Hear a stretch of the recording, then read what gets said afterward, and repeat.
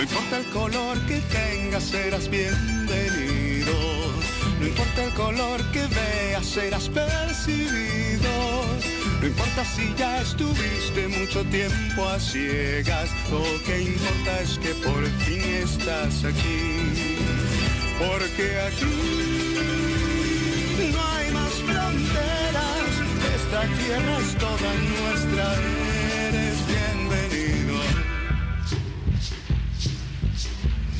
Bienvenidos, ¿cómo están? Muy buenas noches. Sí, señores, día de comadres, pero también día de preocupaciones por este tema de las lluvias.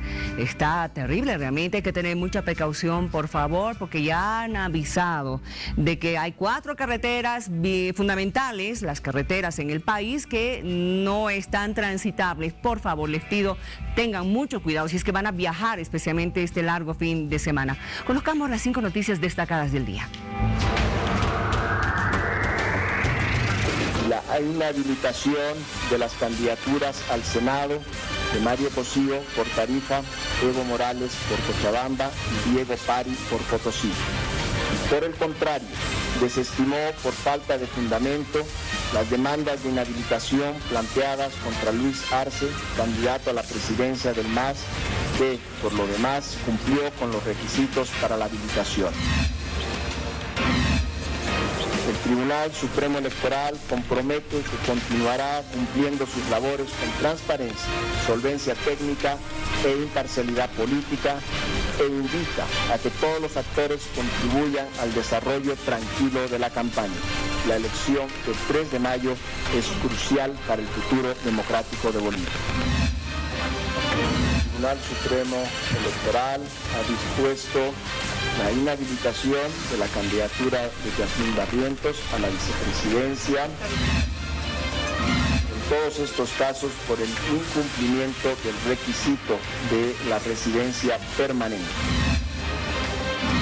Los candidatos que han quedado inhabilitados, ya sea porque no cumplieron con los requisitos, ya sea porque fueron impugnados y el Tribunal Supremo Electoral aceptó esa impugnación o porque renunciaron, pueden ser reemplazados. Los candidatos que vengan en lugar de ellos deben, por supuesto, cumplir con los requisitos que establece la ley.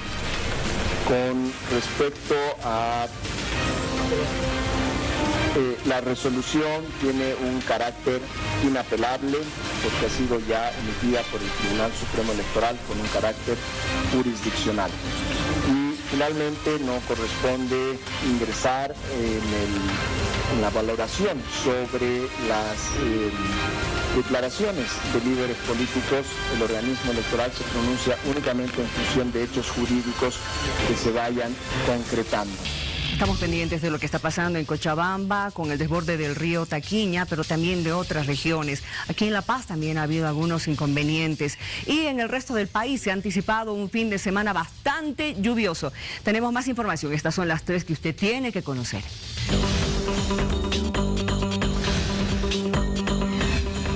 Juan Lanchipa, fiscal general del Estado, sostuvo que se emitirá un nuevo proceso penal contra el expresidente Evo Morales por el delito de fraude electoral. Explicó que ese nuevo proceso emerge del análisis técnico realizado por la Fiscalía tras la demanda de ampliación del proceso existente que presentó el candidato a la presidencia por Comunidad Ciudadana, Carlos Mesa. Familiares y abogados de víctimas de feminicidios del Observatorio de Justicia de Voces Libres imploran que se acelere la modificación de la Ley 1173 en la Asamblea Legislativa Plurinacional para impedir que los feminicidas y violadores de niños sean puestos en libertad y se den a la fuga.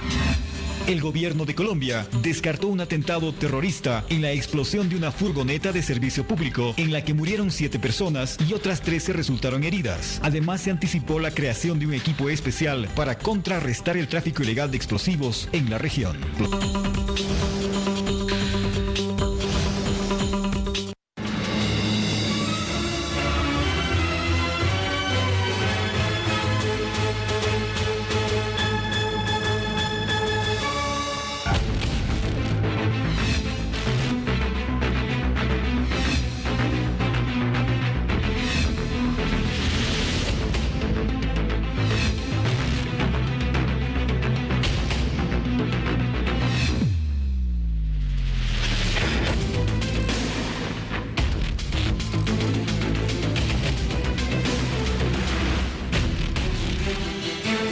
Atención, esta noche saludamos al senador Óscar Ortiz, quien es de los demócratas, quien además es una parte importante de la Alianza Juntos. Le doy la más cordial bienvenida, gracias por estar con nosotros, conversar con nosotros por lo menos un ratito a través de la pantalla. Bienvenido. Buenas noches, Miriam, un gusto en saludarla y también a través de su programa a todo el país. A ver, senador, revisamos nuestra primera encuesta, por favor, de inmediato. Usted ya conoce los resultados. Tenemos este resultado en el que vemos claramente cómo la presidenta Yanine Áñez está ocupando en esta intención de voto la tercera ubicación. La tercera ubicación con el 16,5%. El MAS va en primera ubicación con el 31,6% y Carlos Mesa con el 17,1%. Y ya los analistas políticos entendidos en la materia van hablando de que solamente serían 3 las fuerzas políticas que estarían pujando para llegar a la silla presidencial. ¿Cuál es su criterio? Mire que esa encuesta que han difundido ustedes muestra claramente que la presidenta Yanine Áñez se ha posicionado muy claramente en el liderazgo para esta carrera electoral. No nos olvidemos, cuando se han levantado esos números, quizás habían pasado solo 2 semanas de que ella se había postulado a la presidencia y por lo tanto esto muestra esa tendencia ascendente con tanta firmeza que está. También que frente a un periodo de incertidumbre, la presidenta Yanine Áñez ofrece al pueblo boliviano ese liderazgo que le da la certeza de encaminarnos hacia la restauración de una democracia plena, hacia una gestión de gobierno que nos asegura a todos no solo estabilidad, sino también seguridad, pero por supuesto crecimiento y atención de la necesidad de los problemas de que necesitamos todos, especialmente las familias con menos ingresos. Ahora, la presidenta Yanine Áñez no es alguien que promete que va a hacer. Ya lo hizo, nos demostró su capacidad, su liderazgo, sus convicciones en los momentos. Exactamente.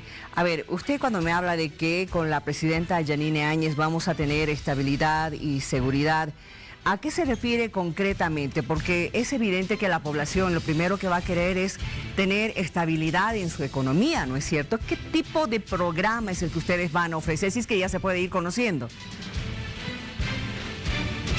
Presidente Yanine Áñez. Primero le hablo, Miriam, de que la presidenta Yanine Áñez ha pacificado el país en una situación de convulsión social, cuando había mucha gente que quería la violencia, el conflicto, incluso cuando algunos gritaban guerra civil.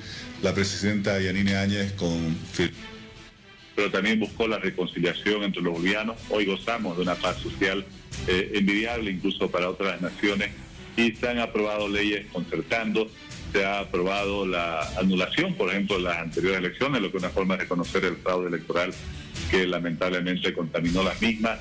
Se ha aprobado la convocatoria de nuevas elecciones, la elección de un nuevo Tribunal Supremo Electoral por unanimidad. Esa es la capacidad de liderazgo que ha demostrado la presidenta Áñez. Ella no está prometiendo que lo va a hacer, ya lo hizo. Pero también, usted hablaba de la economía, después de un momento tan difícil como el que vivimos entre octubre y noviembre, muy pocos países hubieran sobrevivido, por así decir, manteniendo la estabilidad económica. La presidenta Áñez lo logró y esta gestión de gobierno que aún no cumple 3 meses, ella ha demostrado realmente la capacidad que tiene ella para servir al país. Por otro lado, cuando ella invita a Samuel Doria Medina para que la acompañe en la fórmula en el binomio presidencial, obviamente está invitando a una persona que tiene una reconocida capacidad económica, empresarial, para que, así como ella ha demostrado el liderazgo político, el liderazgo democrático, también la acompañe complementando en el manejo de la economía. De todas formas, no hay que olvidar que ha habido una parte de la población que se ha sentido desilusionada con la postulación, con la candidatura de la presidenta Áñez. Quizás si no hubiera habido esa desilusión, ¿ustedes consideran que hubieran estado en el segundo lugar? No, primero, medio punto de diferencia. Usted sabe, Miriam, que eso en realidad es una encuesta que tiene un margen superior al 2%, no hay segundo o tercer lugar en eso, ¿no? Segundo, miren, mientras otros se van desplomando frente a lo que incluso sacaron como votación hace poco más de 3 meses, la presidenta Áñez sube sostenidamente. Si usted compara distintas encuestas han sacado los medios de comunicación. Ella en estas mismas encuestas ha más que duplicado, algunos quizás ha triplicado el nivel de apoyo electoral, lo que muestra que esas opiniones obviamente son parte del juego democrático, pero no reflejan el sentir de la mayoría de la población. Ahora, evidentemente, otros candidatos, como el caso del expresidente Jorge Quiroga, el mismo ex líder cruceño Fernando Camacho, han sido afectados, ¿no es cierto?, posiblemente afectados con la candidatura de la presidenta Áñez. ¿Qué dice de ellos usted? No, quien toma su decisión y quien define su preferencia es la población, es el ciudadano. No nos olvidemos, Miriam, que estos candidatos, mientras la presidenta Áñez estaba ocupada en pacificar el país, en devolvernos el orden, la paz social, en reencaminar nuestra democracia, lamentablemente no se unieron entre sí, no construyeron una alternativa nacional. En cambio, la presidenta Áñez, que cuando ve preocupada de que no se había logrado esa opción que asegurase la victoria frente al MAS para evitar que retorne este partido que nos llevó a un conflicto tan grande que destruyó nuestra democracia con el fraude electoral, se ha convertido en el gran factor de consenso nacional. Es la única de las líderes de la Fuerza Democrática que en el oriente, en el occidente, en el sur, en los 9 departamentos, pero además que ha logrado en la Alianza Juntos unir a personas, organizaciones que quizás incluso hemos estado enfrentados hasta hace poco, pero que alrededor de su liderazgo estamos trabajando para ofrecerle un futuro con certidumbre al pueblo boliviano. Pero hay una parte también de la clase política que considera de que actualmente con la presidenta Áñez estamos viviendo en dictadura. ¿Usted qué les dice? Bueno, que es absurdo, ¿no? Y creo que es tan ridícula esa afirmación que no merece mayor comentario.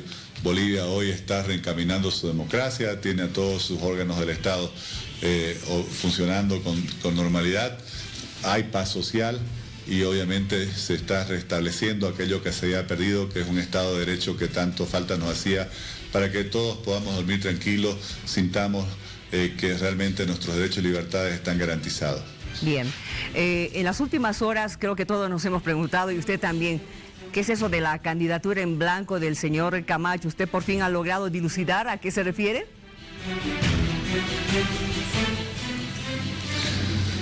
Bueno, yo no creo que nos corresponda a nosotros explicarlo, definirlo. En todo caso será quien lo propuso que deberá explicarle a la población ese significado.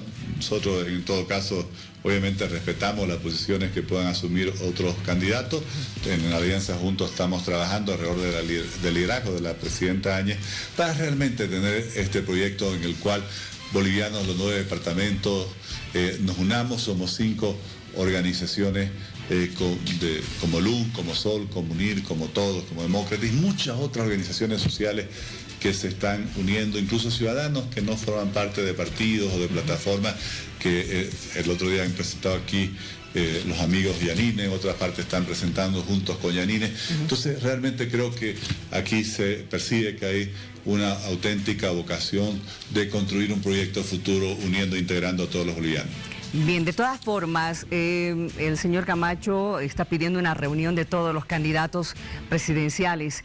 Llegado su momento, cuando ya el Comité Cívico decida cuándo sería, si es que se va a llevar a cabo esta reunión, ¿va a asistir la presidenta? Bueno, habrá que analizar primero cuando llegue la convocatoria. De todas maneras, lo que hay hasta el momento es un compromiso que se suscribió hace unas semanas que proponía otra reunión para el 3 de abril y eso obviamente fue algo aceptado por la presidenta. He escuchado de sus allegados decir de que pasado el carnaval va a comenzar recién ya con fuerza la campaña de la presidenta. Bueno, creo que es natural, Miriam. Sabemos que en esta primera fase, bueno, hay muchos factores por lo cual la población está ocupada en otras cosas y está claro que después del carnaval van a quedar solo 2 meses prácticamente y habrá que aprovecharlo intensamente todas esas opciones para que tanto nuestros candidatos a diputados, a senadores, nuestro candidato a vicepresidente, bueno, los líderes, simpatizantes, militantes de todas las organizaciones que componen Alianza Juntos puedan salir a las calles, a visitar nuestros barrios, recorrer las provincias para llevar ese mensaje de futuro, de ese futuro que ya ha comenzado a construir la presidenta Áñez, que siempre dice que Bolivia es un país que tiene mucho más futuro que pasado y es nuestra responsabilidad construirlo. Muy bien, gracias por haber estado con nosotros, por darnos este tiempito para conversar y lo haremos en otra oportunidad. Muchas gracias, senador. Buenas noches. Muchas gracias. Buenas noches a usted también. Muy buenas noches. Continuamos con más.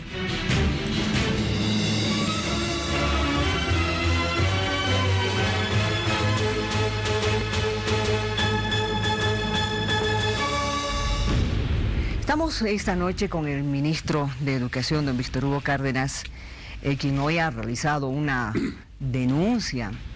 Y una vez más nos ponemos a pensar, esto de la corrupción realmente toca cualquier gestión, está en todas partes del mundo, es algo que creo que viene inherente al ser humano, ¿no es cierto, don Víctor Hugo? ¿Cómo está? Muy buenas noches y un saludo cordial a los televidentes. Qué terrible lo de la corrupción, don Víctor Hugo. Si vamos a empezar a filosofar un poquito. No, es un problema que en la historia política del país no hemos logrado resolverlo. Yo creo que ningún gobierno puede lanzar la primera piedra. Exacto, y en ninguna partes del mundo. Así es, y creo que en la parte de la gestión pública en Bolivia y en el mundo, la corrupción es un grave problema. Yo diría que no hay un gobierno que no tenga corrupción. La diferencia es de que hay gobiernos que encubren y gobiernos que denuncian y desenmascaran.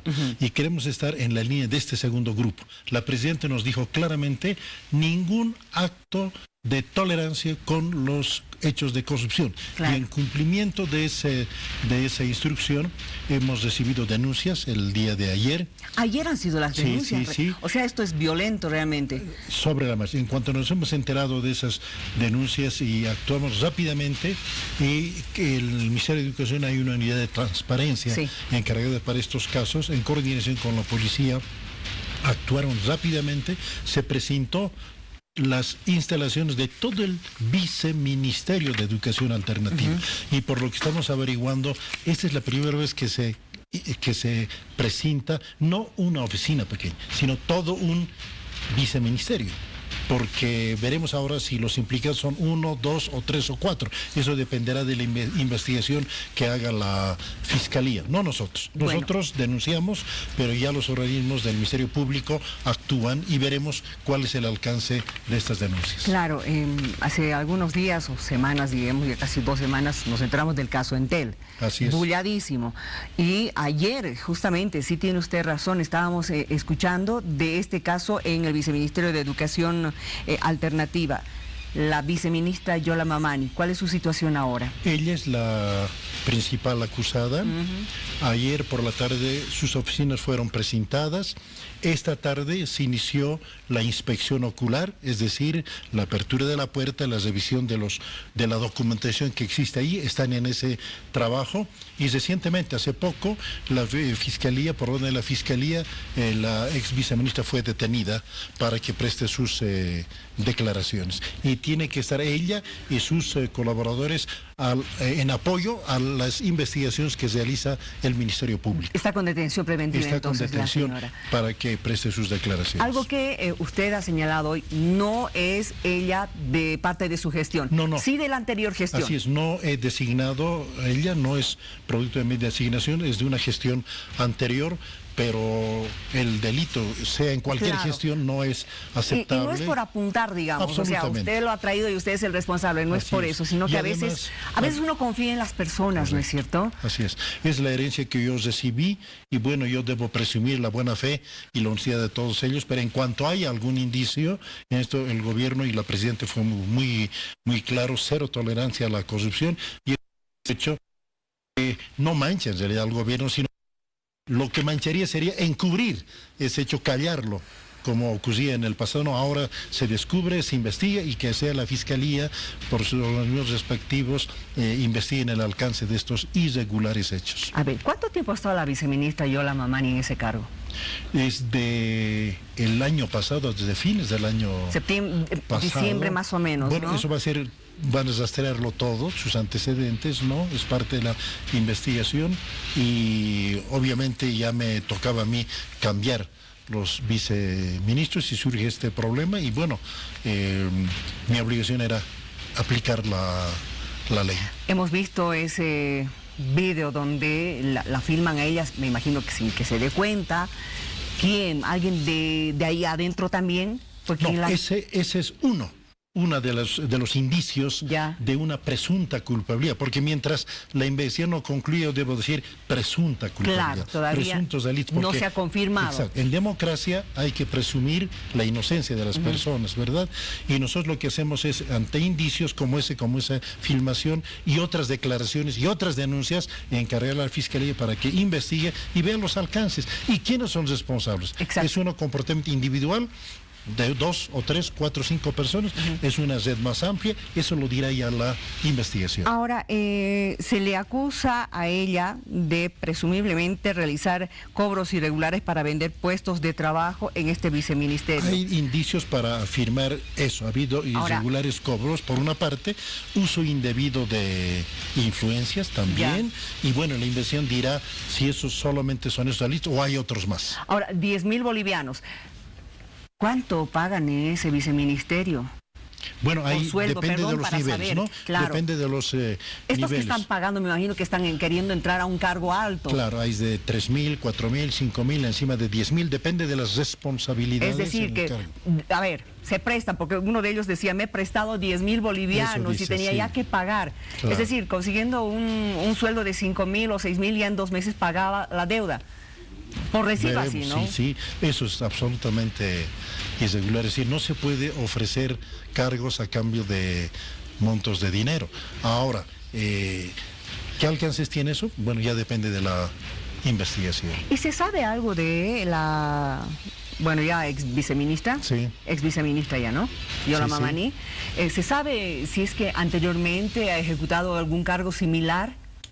No, que habría sabemos. Hecho gestión de gobierno. No lo único que tenemos son estas recientes denuncias y ante él se hay que actuar rápidamente. Ahora, si hay hechos anteriores, yo quisiera invitar a todos los televidentes, si hay personas afectadas por esta denunciada u otras personas en hechos irregulares, pues asómense al Ministerio de Educación, presenten sus denuncias, vamos a mantener sus nombres en reserva, hay disposición legal que permite eso para encaminar y de paso encaminar este proceso y de paso nos ayudan a aclarar este asunto. O también directamente a la Fiscalía. El caso tiene ya un número, es el número 220-48. 220-48. 20-48. Ahora, por el momento ella sería la única denunciada. Por ahora.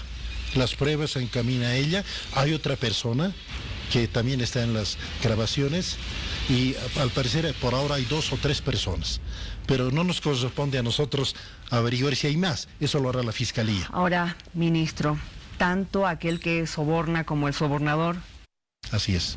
Ambos están incurriendo en un delito. Exactamente. En eso la Fiscalía tiene ya amplia experiencia y lo que hacemos como Ministerio de Educación es facilitar las mejores condiciones para que ellos prosigan con las investigaciones y nos digan qué alcances tuvo, quiénes son los responsables, etcétera. O sea, ellos son los organismos encargados, el Ministerio Público, el encargado para hacer la investigación. Nuestra responsabilidad es, obedeciendo la línea presidencial, 0 tolerancia a la corrupción, ante cualquier indicio, y mucho más si hubieran pruebas, encargar a la Fiscalía para que haga ese trabajo. Y en el futuro, si hubiera otros indicios, otras pruebas, actuaremos de esa misma forma o de otra forma, pero en ningún caso encubrimiento, porque si encubrimos delitos, no nos distraerá esfuerzos de tareas más importantes en la educación. Yo estoy empeñado, por ejemplo, en la medición de la calidad educativa. Que es algo que nosotros también queremos conocer, ¿no es cierto? Exactamente. Hay una evaluación que hubo el 2017, que fue ocultada en el Ministerio. Yo me he enfrentado ahí, he encontrado y dije, pero estos datos, ¿por qué no lo han difundido? ¿Y quién hizo esa evaluación? En la gestión del anterior gobierno. Exactamente, el 2017. Y los resultados obviamente no son halagadores. Dice que Bolivia, el nivel de educación de Bolivia en primaria es mucho menor al promedio latinoamericano. O sea, estamos en los últimos lugares, cerca de Haití y República Dominicana. No me haga dar un poleo. Esta información no se lo ha discutido. Mi obligación es no continuar con ese ocultamiento, ¿me entiende? Sino difundirlo. Ya anticipé a los maestros urbanos y rurales, este tema lo vamos a discutir. Padres de familia, universidades, medios de comunicación y otras entidades, organismos campesinos, organizaciones campesinas, indígenas, vamos a reunirnos en eventos públicos para discutir estos temas, no para llorar ni para buscar culpables, sino para saber dónde estamos, cómo se puede solucionar y avanzar. Perú hizo una evaluación hace años atrás y estaban también en América Latina muy mal. Se unieron los partidos políticos, los expertos, y dijeron, haremos un acuerdo político, pero también social, para cambiar la educación boliviana. Cada gobierno que entraba se sometieron a esa agenda, a ese acuerdo. Y en pocos años Perú ha sido el país que más ha saltado en la evaluación llamada PISA, que la OCDE realiza. Entonces, hay que aprender de la experiencia peruana. No es para llorar esto, sino es para darnos cuenta dónde estamos y a partir de eso avanzar en la solución de esos problemas. Fue muy llamativo cuando usted estaba de candidato a hablar acerca del modelo finlandés de educación, así ¿no? Es, así es. Bueno, el modelo finlandés, pero también el modelo de Singapur, el de los países asiáticos que están en primer lugar en educación. Sí. Creo que tenemos nomás que meternos en esto, pero ¿será que los partidos políticos van a acceder a aquello? Parte de mi trabajo va a ser ayudar a todas las candidaturas a que se preocupen del tema educativo. Estamos preparando varias acciones en coordinación del Ministerio con las confederaciones de maestros, universidades y otros sectores para estimular a que las candidaturas hablen de educación y preguntarles qué tienen en el tema educativo. Frente a estos problemas, ¿cómo piensan solucionar? Es decir, vamos a ayudarles, no atacarles ni cuestionarles agresivamente, sino ayudarles a que pongan junto al tema del litio, el gas, la agricultura, relaciones internacionales, SILALA, etcétera, también el tema educativo. En eso estamos trabajando. A eso llamamos dar el primer paso hacia la construcción de un pacto nacional por la transformación educativa. Yo estaré hasta medio año, pero quiero dar ese primer paso. Pero va a seguir colaborando, me imagino. Siempre, toda mi vida es la educación. Yo empecé de profesor muy niño, a los 7 años ya era profesor. O sea, yo me enamoré toda la vida y estoy como pez en el agua. Es decir, a mí me gusta la educación y el Ministerio de Educación debe ser un centro que aglutine todos los intereses de diversos sectores para cambiar la educación. Y sueño, un día, Miriam, y ojalá se concrete, algún gobierno logre, no sé si el siguiente o el subsiguiente, un pacto nacional de Bolivia por el cambio educativo y que cada gobierno que entre respete ese acuerdo. Que continúe con eso. Los países que han cambiado su educación, esa educación, ese diseño de cambio educativo no cambia con el cambio de gobierno. Exacto. Aquí cerquita, en Brasil. Aquí cerquita, en Perú. Gobierno de derecha, de centro, de izquierda, pero la agenda educativa es la misma. Exacto. Usted mencionó Asia. Hay cambio de gobiernos, pero el cambio educativo es lo mismo. O sea, un cambio educativo no dura un gobierno, ni 2 ni 3. Debe durar 4, 5, 6 gobiernos. Por eso... A eso llamamos Pacto Nacional por la Transformación Educativa. Queremos dar ese primer pasito. Un pensador chino decía, un viaje de 100 kilómetros se da con el primer paso. Exacto. Estos meses que voy a estar ahí en el Ministerio, quiero que sea ese primer paso. Para preparar los va a involucrar a los maestros, a los que hay que animarlos, mire, a que mejoren también su... mesas de trabajo. Continuamente, cada semana nos reunimos tanto con la Conferencia de Maestros Urbanos y Rurales para discutir, obviamente, temas salariales, gremiales, sí, pero también temas educativos. Y mentalidad entre todos. Claro, estamos trabajando, tenemos mesas de trabajo permanentes donde los equipos técnicos del Ministerio de Educación y las dos organizaciones del Magisterio estamos trabajando. O sea, no estamos para pelearnos, conflictuarnos, sino preocuparnos de la educación. Y puedo dar fe que las dos confederaciones, bueno, hasta ahora han demostrado convicción, ganas de ocuparse de la educación. Y para eso estoy. Gracias por haber venido. Un gusto. Vamos a estar pendientes de la investigación, pero también de esto, de la medición de educación en nuestro país, porque realmente estamos muy retrasados en eso. Y los informaremos oportunamente, ¿no? Y la medición de la calidad educativa es importante porque esta tarea no es para improvisados. ¿Cuánto están aprendiendo nuestros estudiantes? Debemos medir. Tenemos que tener indicadores claros en segundo de primaria, en tercero, en cuarto de primaria, en secundaria, cada año. ¿Qué es lo que tienen que haber aprendido? Exacto. Y si no logramos eso, ¿por qué no lo hemos logrado? Entonces, eso hay que medirlo. Países serios miden su proceso de aprendizaje y esto vamos a impulsarlo. Gracias por haber venido. Miri. Hasta pronto. Gusto haber conversado con el ministro de Educación. Vamos a una pausa, por favor. No importa el color que tengas, serás bienvenido. No importa el color que veas, serás percibido. Bienvenido. No importa en qué lengua hables, serás entendido. No importa si vienes solo, traes contigo. Cuando usted escucha hablar de cosificación, tal vez muchos no entienden todavía el término, a pesar de que se lo escucha y hace bastante. Cuando le dicen violencia simbólica, ¿sabe a qué se refiere? Vamos a hablar hoy día con la concejal de La Paz, la señorita Cecilia Chacón, a quien nos encanta siempre saludarle. Bienvenida, gracias por estar con nosotros. Gracias, Miriam, buenas noches, para mí un gusto poder acompañarles. Y me encanta que te estés involucrando en este tipo de proyecto, porque lo está tocando ya el Consejo en la Alcaldía, ¿no es cierto? Para ver un tema que es sumamente importante, porque tiene que ver no solamente con la imagen de la mujer, también del hombre y de la familia en general. Así ¿Estoy es. bien? Sí, desde luego. El tema de la reducción de las personas, varones, mujeres, niños, niñas, jóvenes, a ser simplemente valorados por sus atributos físicos. Ser un objeto, digamos, ¿no? Es exactamente eso, es transformarlos en un objeto, en una cosa, despojarlos de sus sueños, sus aspiraciones, sus ideas, de otras dimensiones muy importantes de su ser y limitarlos simplemente a tener una figura delgada, armoniosa, algo que se considera lindo, y la belleza puede ser muy subjetiva. Pero claro, sabemos que culturalmente para la industria de la moda y de la belleza hay determinados parámetros, ¿no? Parámetros que son bombardeados por todo tipo de medios. Vemos en la publicidad mujeres generalmente delgadas, de muy bajo peso, como ahora se ha estado viendo en la selección de las Misses en estos carnavales, sí, ¿no? Bastante cuestionados en el tema de la Miss seleccionada por Tránsito en Santa Cruz. Pero todos esos criterios estéticos realmente tienen un impacto no solamente en aquellas personas que digamos que voluntariamente deciden someterse a estas evaluaciones para buscar ser aceptadas, ser reconocidas como bellas, ¿no? También afecta a las personas que están tal vez de manera inocente, sobre todo niños, jóvenes, expectando o están expuestas a esta publicidad y estas imágenes. Muchas jóvenes se someten a dietas, a rutinas extenuantes de ejercicios, a cirugías plásticas. Que ponen en riesgo su vida, ¿no? Definitivamente. Hemos conocido el caso de una señorita de Cochabamba, sí, que ha fallecido en Santa Cruz por someterse a una cirugía estética.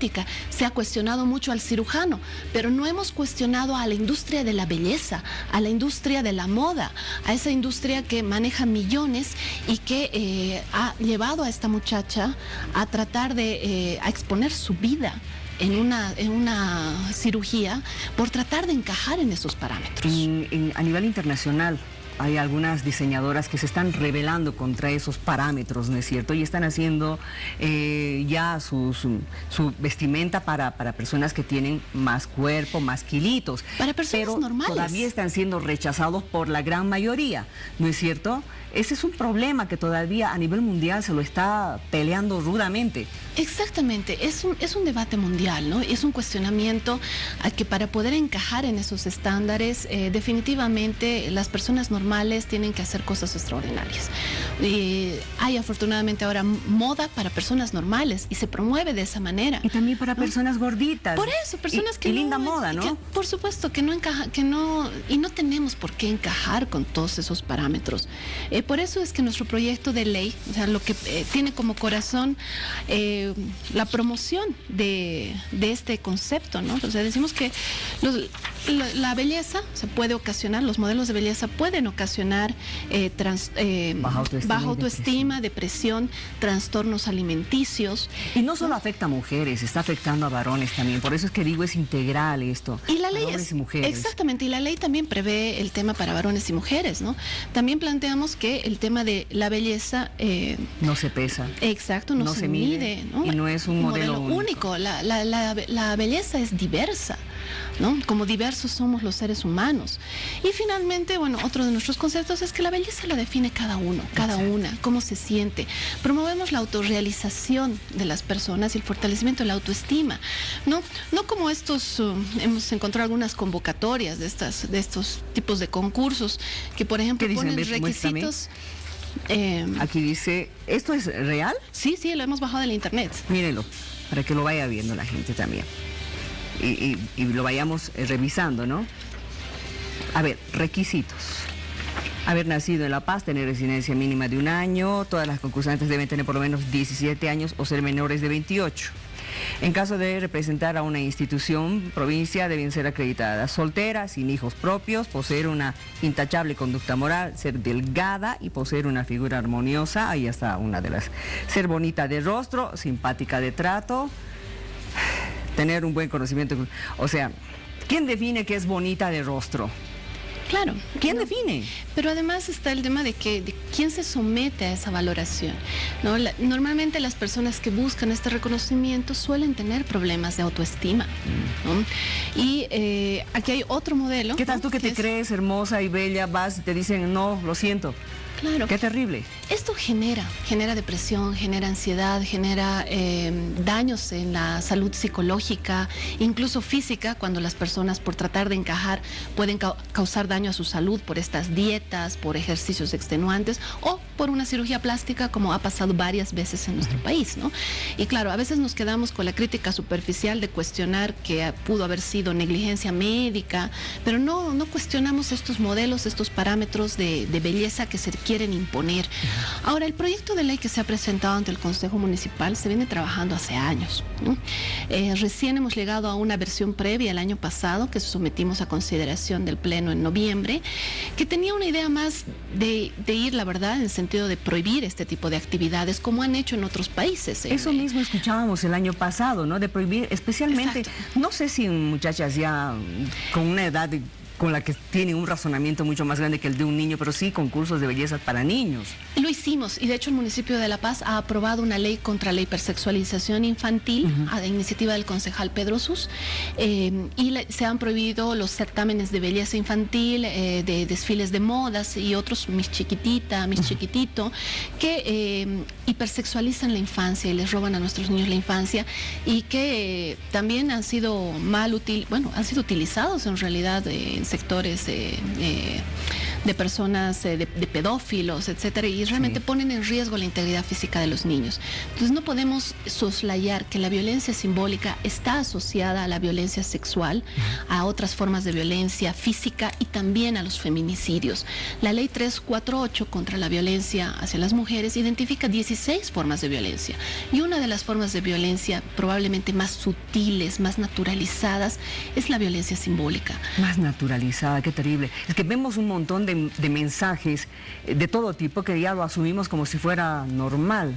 Exacto, y es que cuando valoramos a una persona solamente por sus atributos físicos, porque es bonita, porque mide 90, 60, 90, estamos despojándola de sus atributos humanos y la estamos reduciendo a un objeto, a un florero, a un adorno. Y eso pasa muchas veces con estas personas que se dedican al modelaje, etcétera. Son utilizados como adornos, ¿no? Como objetos para atraer en las ferias al público, ¿no? Para ser observadas, se les pone ropa que resaltan sus características físicas. Mini falda, exacto, el escote más grande posible. Y cuando dejamos de ver al ser humano como una persona, como un ser integral, con derechos, con sueños, con ideas, es mucho más fácil hacernos vulnerable a otras formas de violencia. Ahora, ¿qué pasa con aquellas personas que sí se meten a este tipo de actividades sabiéndolo? Porque les gusta. Exacto, y eso es lo que nos hemos planteado. Están en su derecho también, Cecilia. Exacto, y por eso es que la ley, en estos 3 meses que venimos trabajándola, desde la primera vez que se ha presentado al Pleno del Consejo Municipal en noviembre del año pasado, ha ido virando, en el sentido de que tienes toda la razón. O sea, una cosa es prohibir los concursos en relación a niños, niñas, porque ellos no tienen voluntad de decidir, son absolutamente vulnerables a a la decisión de los adultos, etcétera. Pero otra cosa es con personas mayores de edad. Y normalmente estos concursos, salvo las niñas de 16, 17 años que son menores de edad, que también estamos viendo acá, desde los 17, sí. 16, 17. Una cosa son las personas mayores de edad que participan voluntariamente. Entonces, lo que nosotros planteamos en la ley no es prohibir los concursos, porque respetamos ese derecho y sabemos que tenemos que aprender como sociedad a conciliar derechos con libertades. Exacto. ¿No?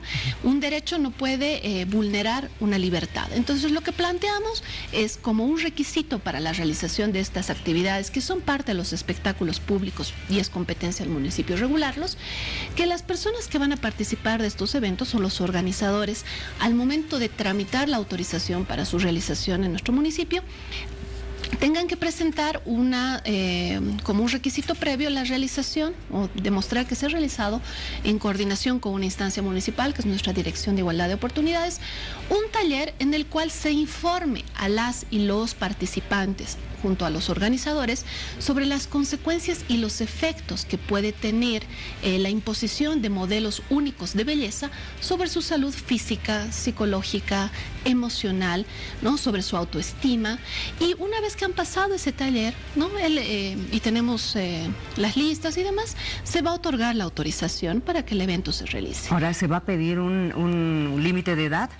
Esto está dirigido para personas mayores de 18 años. De 18 años. Se considera que todos los menores de edad deben contar con autorización de los padres. En muchos casos sí pueden hacerlo con el permiso del papá y la mamá. Entiendo que para estas actividades sí, pero eso ya está fuera de nuestra capacidad de regulación, salvo que realmente fueran menores. Ahí tendríamos que intervenir en el marco de la ley contra la hipersexualización de la infancia, pero bueno, algunas son adolescentes y entiendo que deben presentar también sus autorizaciones familiares, ¿no? De sus padres, tutores, apoderados. Y otro requisito que plantea la ley, que creo que también es importante, es que no solamente afecta a quienes participan los certámenes, ¿no? ¿Qué pasa con la que es elegida segunda más bonita, tercera más bonita? También deben sentirse afectadas emocionalmente. Hemos visto muchas veces que terminan en peleas. Y terminan llorando. ¿No? O sea, realmente parece que nos hemos vuelto insensibles ante esas expresiones también del sentimiento que genera en ellas este tipo de calificaciones, ¿no? Pero, ¿qué pasa con las personas que están expuestas a la publicidad de estos eventos? Entonces, niños, niñas, jóvenes, estamos sentados frente a una pantalla de televisión en el desayuno, a mediodía, y vemos los desfiles, vemos las elecciones, y eso indirectamente está afectando nuestros imaginarios y las ideas que estos niños y niñas tienen de la belleza, o las jóvenes. Entonces es muy importante que, al igual que el cigarrillo, que es un producto, una mercancía que puede afectar la salud física de quienes lo consumen, tengan mensajes de alerta. Tú has visto las cajetillas de cigarrillo, dice: el consumo de este producto puede causar daños permanentes a su salud, puede causar cáncer, puede causar problemas cardíacos.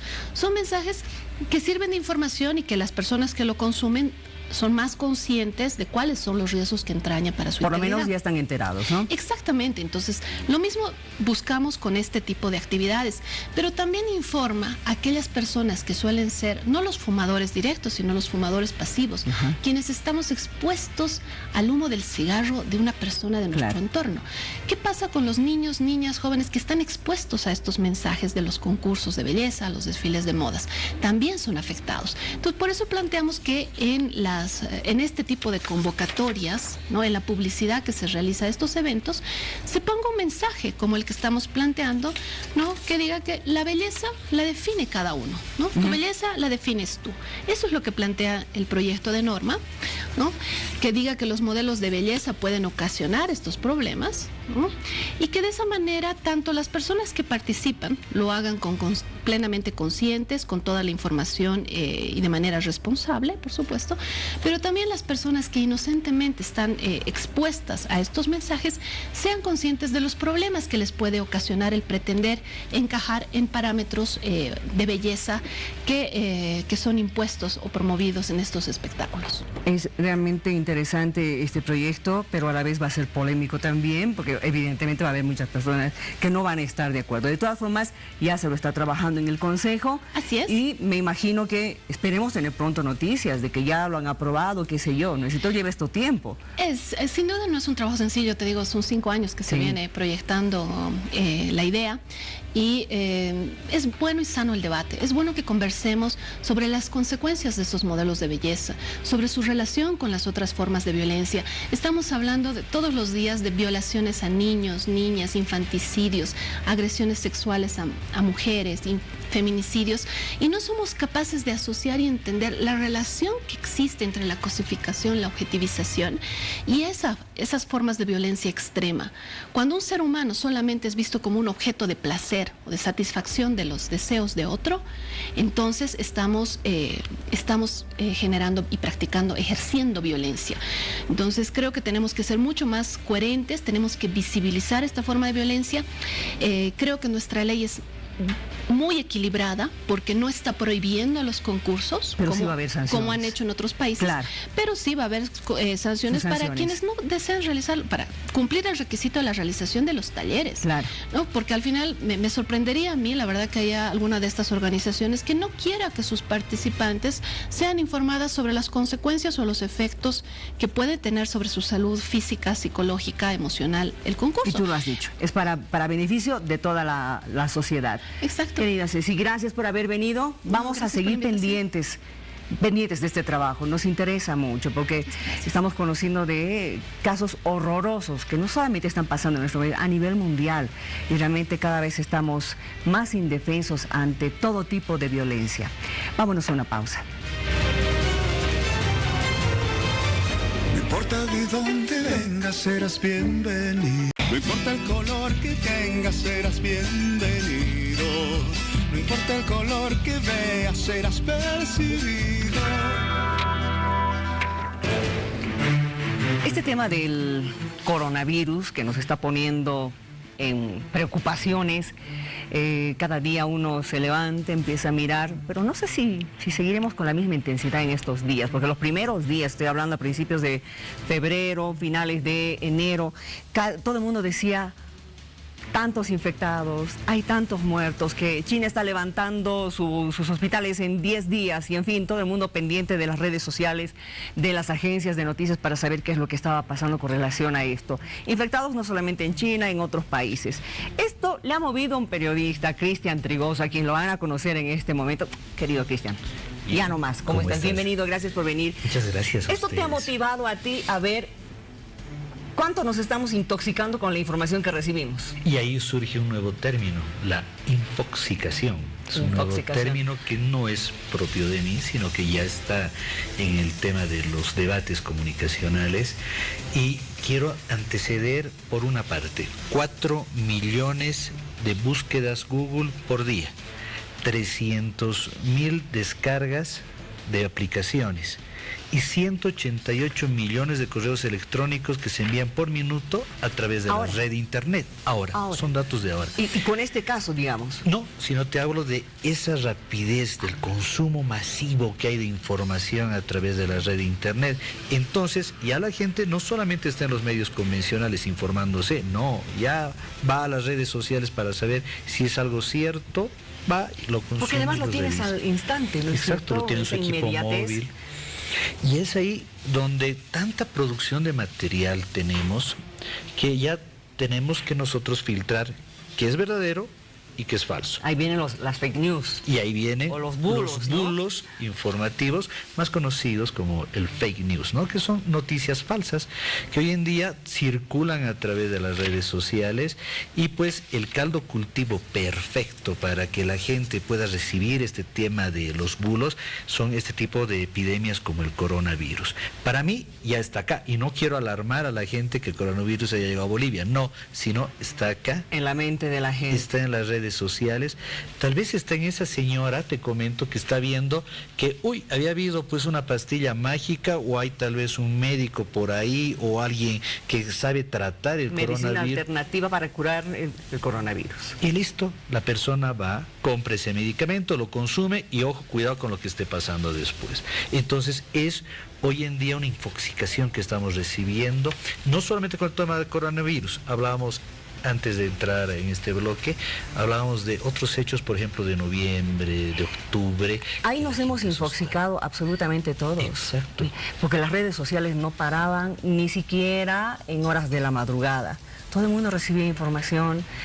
Y en medio de eso nos hemos infoxicado hasta el alma, hijo. Exacto.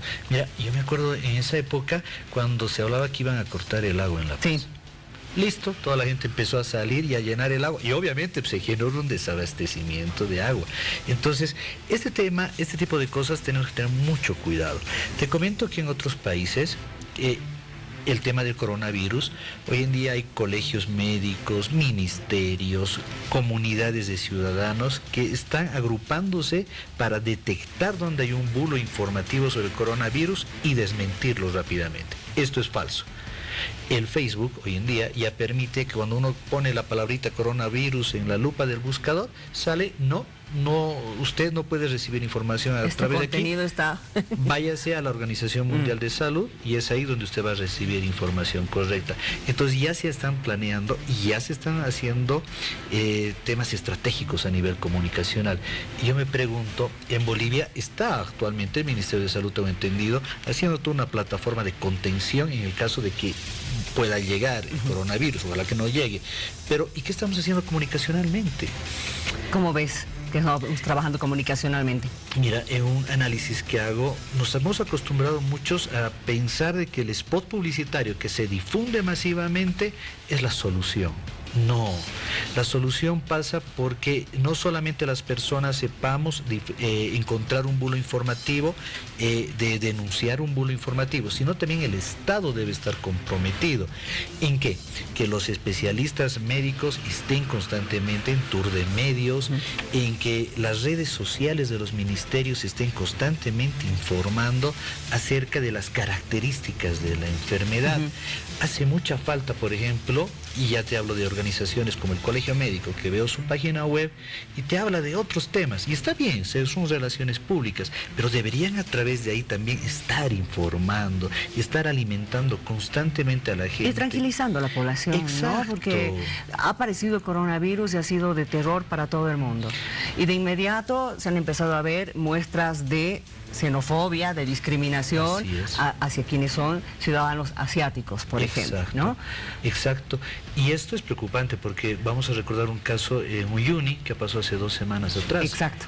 Precisamente es un ciudadano oriental que presenta ciertos síntomas y se prendió la alerta y los medios empezaron a informar y se empezó la gente a generar un miedo, ¿verdad?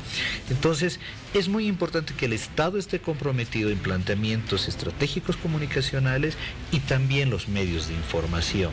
Yo entiendo que Bolivisión es un medio que contrapone la información, revisa antes de citarla, pero también hay que ser honestos, hay otros tipos de medios que incluso leen bulos informativos en noticieros centrales y hay pues por lo menos una docena de casos donde se dieron a conocer informaciones que no eran verdaderas. Ese es un problema, por ejemplo, porque no hay cómo, a veces te ganan, digamos, estos bulos, los fake news, ¿no es cierto? Así es. Y evidentemente sí es cierto, se saca esta información y después verificas si había sido verdad o había sido mentira, pero ya el daño está hecho. Así es. Entonces debe haber una reflexión también en los medios y sobre todo en la construcción personal, en las familias, en los muchachos que están en las redes sociales, poder hablar en las familias, y yo creo que la mejor barrera es poderse acercar al médico familiar, al médico de cabecera.